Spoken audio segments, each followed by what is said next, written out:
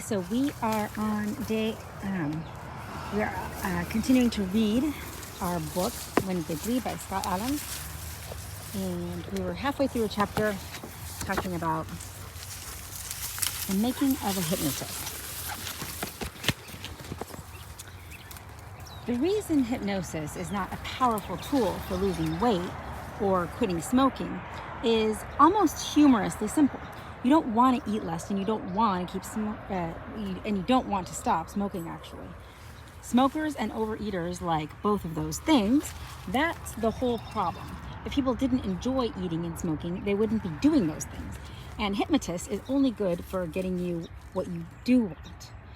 If any part of your mind doesn't fully embrace the change you want, hypnosis might be the wrong tool. But hypnosis can work well in situations where the subject has no objection to modifying an old behavior.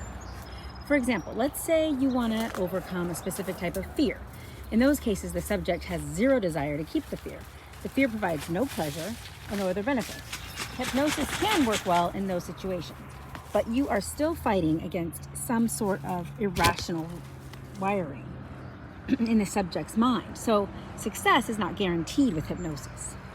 Every brain is different, and every hypnotist is different. The best situation for hypnosis is when there is no precondition to overcome. Preconditions in this context might include an irrational fear, a love of eating junk food, or an addiction to smoking. Those cases are hard because some part of your mind wants to keep the old behavior, but sometimes you are working toward a change that has no precondition to overcome, and that's the best situation. For example, if you were already a well-adjusted person and you wanted to learn how to relax more effectively, hypnosis would be a great tool. In this case, there is no objection to relaxing. The person just doesn't have the tools to do it well. Hypnosis can provide the right tools. It might also surprise you that a hypnotist can sometimes induce massive orgasms in a willing subject just by choosing the right words in a private setting. But that won't work unless the hypnotist and the subject have some sort of chemistry and a shared desire for that outcome. I know this is possible only because a coworker asked me about it while I was in a hypnosis school.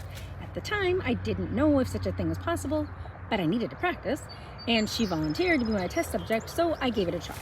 After about 1 hour of hypnosis and 20 or so screaming orgasms, no touching involved, she just declared the experiment a success.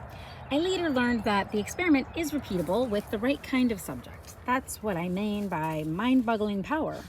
The point of the story is that hypnosis is a powerful tool when it is working in the same direction as people's existing urges.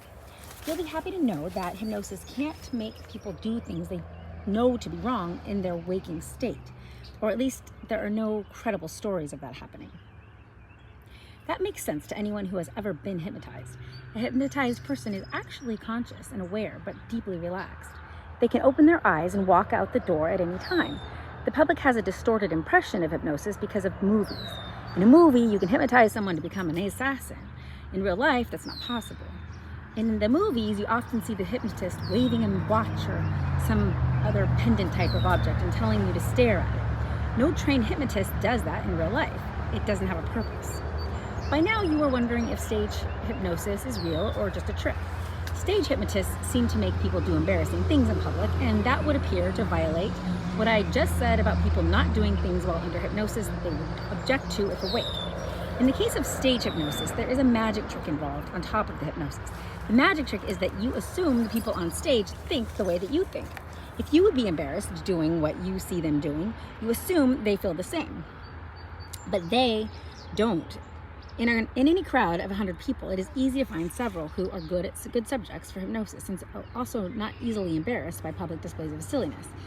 The illusion for the audience is that the subjects on stage are so deeply under the hypnotist's spell that they are acting against their own self-interest by embarrassing themselves in public. The secret to the illusion is that the only people who will go on stage in that situation are the ones who know they won't be bothered by the experience.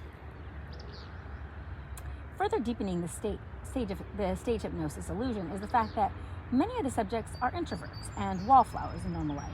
But keep in mind that many famous performers are introverts in person and yet have no trouble performing to large crowds. People could come in all types. If the stage hypnotist has a large enough audience, you could be sure there are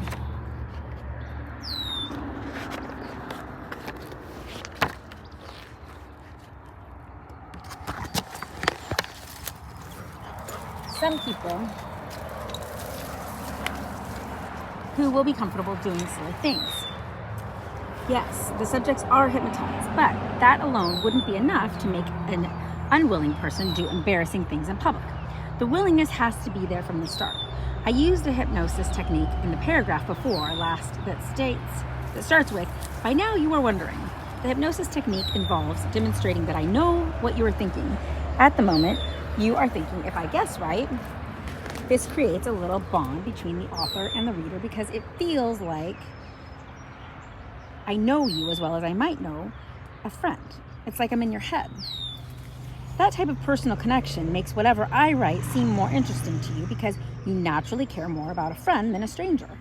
Hypnotists use the same method to create a quick connection with the subject.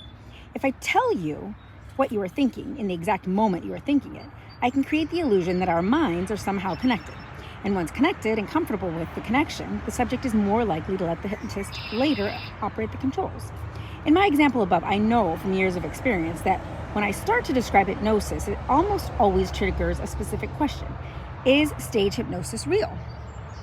A non-persuader might provide the answer when asked, but as a trained persuader, I take it one step further and I tell you directly that I know that question is in your head at the moment that it is. If the question is not in your head, you won't even notice that I said it was in your head. You will see my statement as nothing but an introduction to the point. But if I accurately guess that you have curiosity about stage hypnosis and I answer your unspoken thought at the moment you have it, we form a mental bond that helps you enjoy my writing more. I use that technique to make my writing more personal and powerful. If my writing style seems different from the norm, that's one reason why.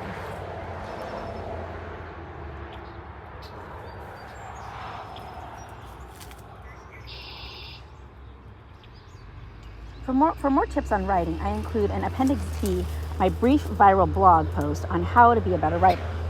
So persuasion tip number 11 is guess what people are thinking at the very moment they think it and call it out. If you are right, the subject bonds to you for being like-minded. All right, so that's the end for today. We'll come back tomorrow to see who can be hypnotized. That's on page 77. Thanks. Like, subscribe, comment. Leon says bye.